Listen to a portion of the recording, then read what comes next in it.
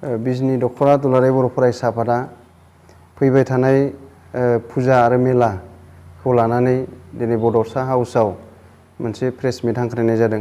बे प्रेस मिटआव बाहागो लाफैनायनि थाखाय गासैबो जोंनि बर' खौरां चेनेलनि रिपर्टार नोंथांमोननिसिम गाहाम हामलायनाय बावग्रोबाय। आरो जोङो फैबाय थानाय जि फुजा, जोङो दुलाराय बर' फरायसा आफादा फुजानि बिरोधि नङा, धोरोमनि बिरोधि नङा, जोङो फुजाखौ होनो हागोन। नाथाय फुजानि मुङै मेला खुंनानै बायदिसिना थासारि जानाय समाज बेरेखा हाबा, सोरखि खेला, जौ जुवा बैफोरबायदिखौ जोङो टटेलि बन्द खालामनो थाखाय जोङो खावलायदों साफ्रोमबो रायजो राजा, फुजा कमिटि आरो खुंथायखौ।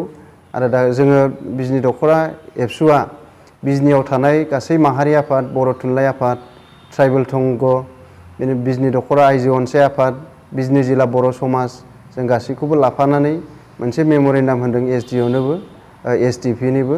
बेवहाय जायखिजाया थासारि आरो समाज बेरेखा हाबाफोरा जाहाथे बै फुजासालियाव जाया बेखौ जोङो खावलायदों। आरो बेवहाय फुजानि मुङै जोङो बांद्राय मेला खुंनायखौ जोङो नुबोबाय थादों। नाथाय बेवहाय फुजानि मुङै जुदि जों मेला खुङोबा गोबां जोंनाव बेवहाय बायदिसिना थासारि सोमजियो। जेरै जोंनाव गोहोम गोग्लैयो सोलोंथाइ फारसे, गोहोम गोग्लैयो रांखान्थि फारसे, आरो बेवहाय गोहोम खोख्लैयो जोंनि समाजारि फारसे। दिनै सोलोंथाइखौ नायोबा चिरां जिल्लाया बयनिख्रुइबो गाहायाव देग्लायनि 2022 मायथाइनि मेट्रिक आनजादाव 33 जिल्लानि गेजेराव 33 मासियावसो चिरां जिल्लाया। आरो बेवहाय चिरां जिल्लानि सिङाव जोंबो दङ, बिजनी दख'रा एबसुआबो आरो बिजनी महकुमायाबो। दा बेवहाय जोङो चिरां जिल्लानि रिजाल्टखौ गोजौआव लांनो थाखाय बैफोर माखासे जोंनि जि समाज बेरेखा हाबाफोर आरो फुजानि मुङै मेला खुंनाय बेफोरखौ जोङो गैया खालामनांगोन। बेखायनो दिनै जोङो सोलोंथाइ फारसे नायोबा जोङो आरोबाव दाखालिनि गुन उत्सबनि जि रिजाल्ट बेखौ नायोबा नुगोन चिरां जिल्लायाव गासै 8 फरायसालियाल' A+ मोननो हादों। बाखि ए मोननायाबो इसेल', बि मोननायाबो इसेल', बांसिनानो D। गोबां गोजौ फरायसालिफ्रा D ग्रेड मोनदों।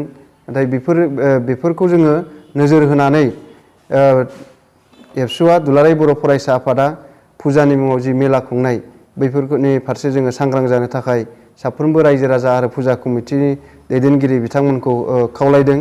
दिनैहाय जोंनि फरायसाफ्रा, मेट्रिक होनो गोनां फरायसाफ्रा, गासै हाइ स्कुलनि, गोजौ फरायसालिनि, गेजेर फरायसालिनि फरायसाफ्रा मेलासालियाव बेरायहैयो।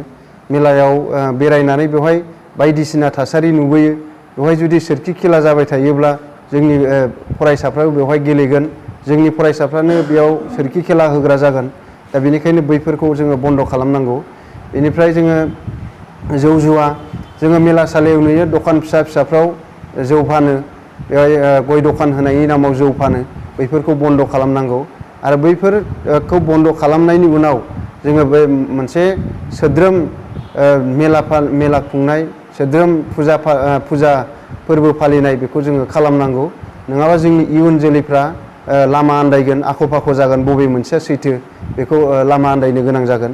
दा बेनिखायनो जाहाथे जोंनि मोनफ्रोमबो फुजा खुंफुं आफादा आरो रायजो राजाफोरा सांग्रां जानांगोन, जाहाथे बैफोरबायदि समाज बेरेखा हाबाखौ खालामा। जोङो नोंथांमोननि चेनेलनि गेजेरजों बेखौनो खावलायदों। दिनैहाय बे जोंनाव जुदि मेलासेयानो सोलिबाय थायोब्ला, दिनै सानब्रै सानबा जुदि मेला सोलिबाय थायोब्ला, बै मेलाफ्राव जोंनि फरायसाफ्रानो बेरायहैबाय थागोन। बेवहाय स्कुलजों सोमोन्दो गैया, बिजाबजों सोमोन्दो गैया, बायदि थासारि जायो मेलाया जुदि सोलिबाय थायोब्ला। दिनैहाय बेवहायनो बायदिसिना थासारि जायो। आरो दिनैहाय थांनाय लकडाउननि उनाव गोबां फरायसाफ्रा मबाइल लाबाय। आरो देग्लाय जुदि मेलाया मोनफ्रोमबो मेलाया गाजा गोमजायै जायोब्ला बेवहाय गोबां फरायसाफोरनि गेदारिं जागोन, गोबां बायदिसिना थासारि जोङो नुनो हागोन। दा बेखायनो जोङो बेफोरखौ गैया खालामनो थाखाय जाहाथे जोङो मेलाखौ जोङो फोजोबनो नाजायो, आङो बेनि गेजेरजों खावलायबाय। दिनैहाय दिनैनि बे जुगजों जोंनि फरायसाफोरखौ लांफानांगौ। डिजिटेल जुगनो, मेरिट जुगनो, मेरिट नङाबा साख्रि मोननो नागिरला दिनैनि थारिखआव। मोजां पार्सेन्टेज मोननाय जानांगोन मेट्रिक आनजादाव, मोजां नम्बर मोननाय जागोन HS आनजादाव, होनब्लासो जोंनि गथ'फ्रा दिनै मेरिट जुगजों थांनानै गावनि थांना थानायनि राहा, साख्रि मोननायनि लामाखौ रोखा खालामनानै लानो हागोन। दा बेनिखायनो जोङो बैफोर जे मेलासालि रंजा बाजानि सालि बेफोरखौ जोङो लासैनो गैया खालामलांनांगोन। जोङो नोंथांमोननि चेनेलनि गेजेरजों साफ्रोमबो रायजो राजाफोरखौ बेनि फारसे सांग्रां जानो थाखाय जोङो खावलायबाय। आङो मेला खुंनायजों जोंहा आरोबाव मोनसे खहा जाबावो, न'खरनि रांखान्थि फारसे जोंहा खहा जायो, गोबां गोहोम खोख्लैयो। दिनै बर'नि गेजेराव गोबां गोरिब न'खरफोर दङ। गामि ओनसोलाव जायफोर मेला जायो बैहाय जोंनि गोरिब गथ'फ्रानो मेलायाव थाङो। दिनै न'खराव साथाम साब्रै गथ' थायो, बिसोरनो फैसा हरजोबनांगौबा न'आव ओंखाम जानो गैया, माइरं सेरसे बायनो फैसा गैया। दा बेवहाय मेलायाव थांनानै बिसोरो बायदिसिना थासारि खालामहैयो। दिनै बेवहाय जुदि जोंनि दिथागिरिफ्रा सानफ्रोमबो मेला जानो फैसा हरनांगौ जायोबा बेवहाय न'खराव रांखान्थि फारसे नोरजिया जागोन। आरो जोंनि ओनसोलाव बेबायदि मोनफ्रोमबो मेलायानो जायोब्ला जोंनि न'खरफ्रा रांखान्थि फारसे गोग्लैसोगोन, दिनै जोंनि फरायनाय फारसे गोग्लैसोगोन। दा बेनिखायनो जोंनि साफ्रोमबो फुजा कमिटिनि मेला कमिटि नोंथांमोनखौ खावलायबाय जाहाथे जोङो बैफोर थासारिनिफ्राय जों उदां खालामनो हायो। दिनै समाजारि फारसे जोङो नायनो हायो, बेवहाय मेलायाव थांनायजों लोगोसे गोबां समाज बेरेखा हाबाफोर जायो, जोङो सिगांनि समफोराव मोनबोदों।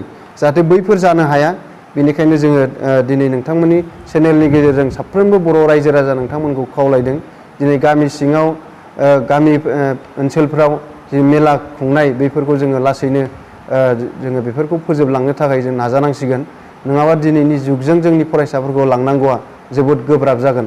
दा बेनिखायनो जोङो जाहाथे जोंनि इयुन जोलैफोरखौ राइट डाइरेक्सन जों लांनो हायो आरो दिनैहाय जोङो जोंनि न'खरखौ रांखान्थि फारसे खोमथा खालामनो हायो।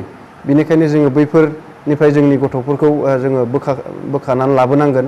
दिनैनि इयुन जोलैफ्रा बायदिसिना रंजा बाजाजों थानो मोजां मोनग्रा जाबाय। दिनै खालि रंजानायनि थावनि नांगौ जोंनि इयुन जोलैफोरनो। बेखायनो दिनै जुदि गासैबो फुजानि नामाव जुदि मेला खुङोब्ला दिनै जोंनि इयुन जोलैफ्रा बेजोंनो गफबनानै थागोन, फुजा मेलाजों गफबनानै थागोन। जोंनि दिनैनि जुगजों लेखा फरायनानै गुन गोनां सोलोंथाइ लानानै दिनै गावनि केरियार दानांगौआ बिसोरो बावगारलांजोबनाय फारसे थांगोन। दा बेनिखायनो जोङो नोंथांमोननि चेनेलनि गेजेरजों खावलायबाय, गासैबो मेला खुंफुं आफाद आरो गासै रायजो राजा नोंथांमोना बेनि फारसे सानगोन आरो सांग्रां जागोन, आङो नोंथांमोनखौ खावलायबाय। आरो बेजों लोगोसे खावलायनो सानदों साफ्रोमबो बर' गामिनि रायजो राजा नोंथांमोनखौ। दिनै 9-10नि हाफ इयारलि आनजाद सोलिगासिनो दङ। एमइ स्कुल एलपि स्कुलनि सेकेन्ड इउनिट इभालुएसन सोलिगासिनो दङ। बै समाव जाहाथे फुजानि मुङाव मेलानि मुङाव जाहाथे गामि गामि सिनेमा देखायनायफोरखौ जोङो बांद्राय खालामनाङा। जोङो नुदों दाख्लै दाथ' मेलायानो जाथ'वाखै, दुर्गा फुजानिफ्रायसो आरम्भ जागोन, फुजा मेलाया जाथ'वाखै। थेवब्लाबो जोंनि बर' गामिफ्राव ओरै फारसेथिं फरिखा सोलिगासिनो दं, आनजाद सोलिगासिनो दङ, फारसेथिं गामि गामि सिनेमा देखायनाय, पर्दा देखायनाय बेफोर जागासिनो दङ। दा बेखायनो नोंथांमोननि चेनेलनि गेजेरजों जोङो बेखौबो खावलायनो सानदों मोनफ्रोमबो गामिनि क्लाब आरो रायजो राजा नोंथांमोनखौ जाहाथे बै गामि गामि बांद्राय सिनेमा देखायनायखौ जोङो खालामनाङा, जाहाथे जोंनि इयुन जोलैफ्रा बेजों माने धंस' जानो गोनां जाया। दिनै नंगौ बर' हारिमुखौ फोथांनांगौ, नाथाय हारिमुखौ फोथांनायनिबो जायगा दङ। आजिखालि गोबां मिनि सिनेमा हलफोर जाबाय, बेवहाय जोङो देखायनो हायो। दिनैहाय गामि गामि जुदि खाथि खाथि गामियावनो जायोब्ला बे सासे मानसियानो, बे सासे फरायसायानो बै गामियावबो नायगोन, बे सासे फरायसायानो बै गामियावबो नायगोन। बेबायदिनो सानफ्रामबो जोंनि फरायसाफ्रा नायनो गारजेनफोरनाव फैसा बिनानै लाङो। जोंनो दिथागिरिफ्रा जोंनो कमप्लेन हरदों, जोंनो खौरां हरदों जे सानफ्रामबो खाथि खाथि गामियाव जायोबा बेयावबो नायो बेयावबो नायो, सिनेमा नायनो थाङो। होमबा न'खरावबो रांखान्थि फारसेबो गोग्लैसोबाय। दा जेरै फरायनायनि समाबो बारग'लांबाय।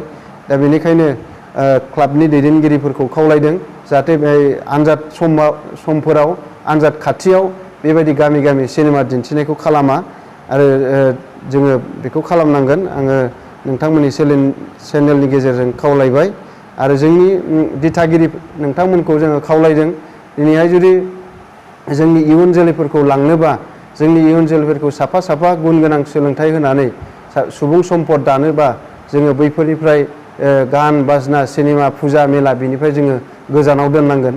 गावनि गथ'फोरखौ जाफुंसार मानसि खालामहोग्रोनांगोन, मेट्रिकआव मोजां पारसेन्ट मोनहोनांगोन, दिनै ओइचएसआव मोजां पारसेन्ट मोनहोनांगोन। बेनि उनाव गावनि केरियारखौ दानो थाखाय जोंनि फरायसाफोरखौ मोजां सोलोंथाइ लाहोग्रोनांगोन। जोंनि दिथागिरिफ्रा गोबां समाव जों मोनबोबाय, जोंनि दिथागिरिफ्रा गावनि गथ'फोरखौ खबर लाया, खौरां लाया।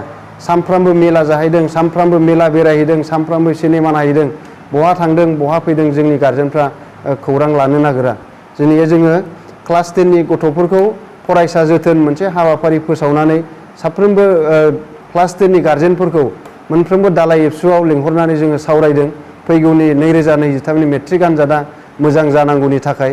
दा बेवहाय गासैबो दिथागिरिफ्रा जोङो गासैबो क्लास 10नि फरायसाफोरखौ नोजोर खालामनांगोन आरो मोजाङै नोजोर लाखिनानै मोजाङै जोथोन लानानै बिसोरखौ मोजां पारसेन्टेज मोननानै मेट्रिक पास खालामनो हानाय सुबिदाखौ खालामनानै होनांगोन। बेनिखायनो जोङो जर'खायै क्लास 10नि साफ्रोमबो फरायसाफोरखौ खावलायदों, मेट्रिक आनजादा दानबाल'सै, बे दानबायाव नोंथांमोनहा जाहाथे देग्लाय बोसोरनि थाखाय, देग्लाय सिजननि थाखाय, दान मोनबानि थाखाय जाहाथे फुटबल जोनायफोरखौ दोनथ'यो, मेट्रिक रिजाल्टआ मोजां जानांगौनि थाखाय। आरो फुजा मेला बेबायदि गान बाजनानिफ्राय गोजानाव थायो जोंनि क्लास 10नि फरायसाफ्रा, जाहाथे मेट्रिक रिजाल्टआ मोजां जानांगौनि थाखाय। आरोबाव बेरायथिंनाय, आलासि जादिंनाय बैफोरखौ दोनथ'नानै फैगौ 2023आव मेट्रिक आनजादाव मोजां रिजाल्ट खालामनांगौनि थाखाय जाहाथे साफ्रोमबो क्लास 10नि फरायसाफ्रा दान मोनबा दंबावो, बे दान मोनबायाव मोजाङै गोसो होसारनानै फरायो आरो गावनि इयुननि केरियारखौ गोजौ फारसे लांनो थाखाय जानजि खाफ्रायो। जोङो बेखौनो नोंथांमोननि चेनेलनि गेजेरजों साफ्रोमबो क्लास 10नि फरायसाफोर आरो दिथागिरि नोंथांमोनखौ खावलायबाय।